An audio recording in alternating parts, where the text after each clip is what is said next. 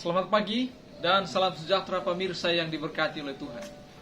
Sepanjang satu minggu ini kita mengadakan Minggu Sembahyang Pathfinder dalam rangka memperingati dan menyemarakkan Pathfinder Day dalam tahun ini.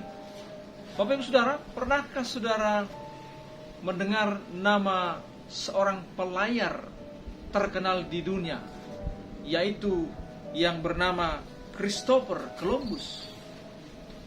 Nama itu diberikan ayahnya kepadanya ketika dia lahir tahun 1451. Christopher berarti pembawa Kristus. Ketika dia masih kecil, dia adalah seorang anak yang senang membaca Alkitab.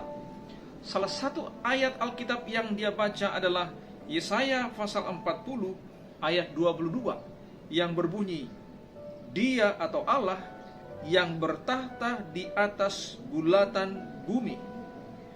Ayat ini menjadi suatu pertanyaan bagi Columbus, karena pada zaman itu tahun 1400-an orang masih berkeyakinan bahwa bentuk bumi itu datar seperti meja yang dikasih kaki sebagai penyangga di bawahnya. Dan memang sepintas kalau kita melihat di padang rata, di padang rumput, kita melihat seperti dunia ini bentuknya rata. Kita tidak faham bahwa apa yang disebutkan dalam ayat Alkitab ini, bumi ini bulat.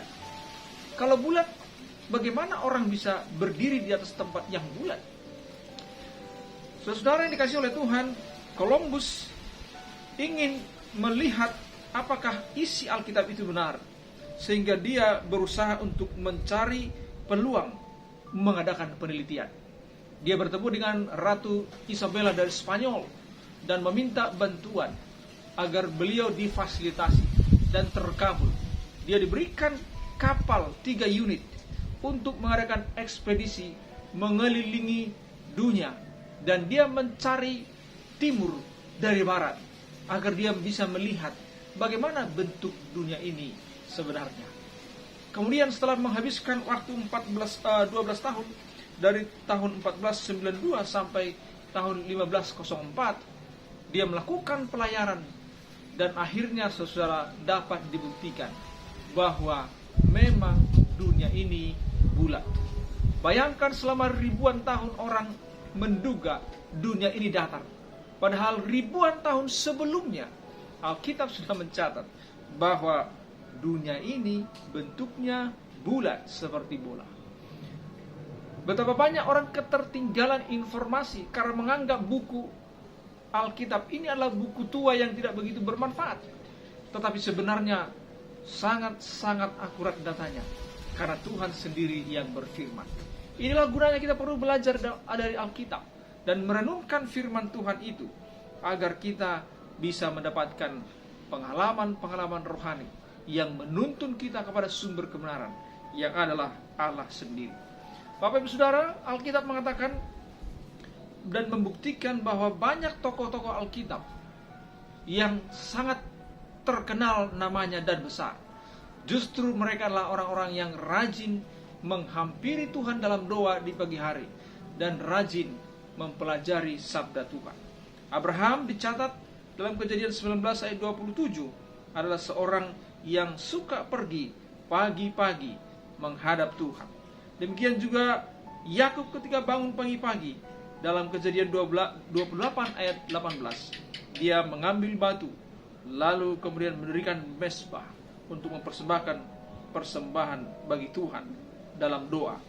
Demikian juga ketika kita berbicara mengenai Ayub, dia selalu memberikan persembahan kepada Tuhan, untuk bahkan kepada anak-anaknya, mewakili anak-anaknya. Siapa tahu anak-anaknya telah berdosa. Demikian juga Daniel berdoa 3 kali sehari, termasuk di dalamnya pagi, siang, dan sore. Dan juga kita melihat bahwa Yesus dalam Markus 1 ayat 35 mengatakan, pagi-pagi benar, waktu masih gelap, ia atau Yesus bangun dan pergi keluar. Ia pergi ke tempat yang sunyi dan berdoa di sana. Bapak Ibu Saudara, berdoa di pagi hari bertemu dengan Tuhan adalah satu momen yang baik. Saya sudah memulai doa di pagi hari ketika saya masih SMP, dan waktu itu saya masih hidup di Sumatera Utara, dan saya sering mengambil waktu pagi-pagi, bahkan subuh jam 12, jam 1, jam 2 pagi, pergi ke ladang malam-malam gelap, membawa senter dan berdoa di ladang, melihat ke langit dan menatap bintang-bintang yang cerah di pagi hari. Dan itu sebuah pengalaman yang tidak bisa saya lupakan sampai sekarang. Dan saya berdoa kepada Tuhan kala itu, Tuhan, saya tidak tahu masa depan saya seperti apa, tapi Tuhan, tuntunlah saya kepada yang Tuhan kehendaki. Dan sampai sekarang juga saudara, tentunya sebagai hamba Tuhan, kebiasaan-kebiasaan berdoa di pagi hari tetap juga dilakukan. Apa yang kita bisa dapatkan ketika kita berdoa di pagi hari dan membaca Alkitab?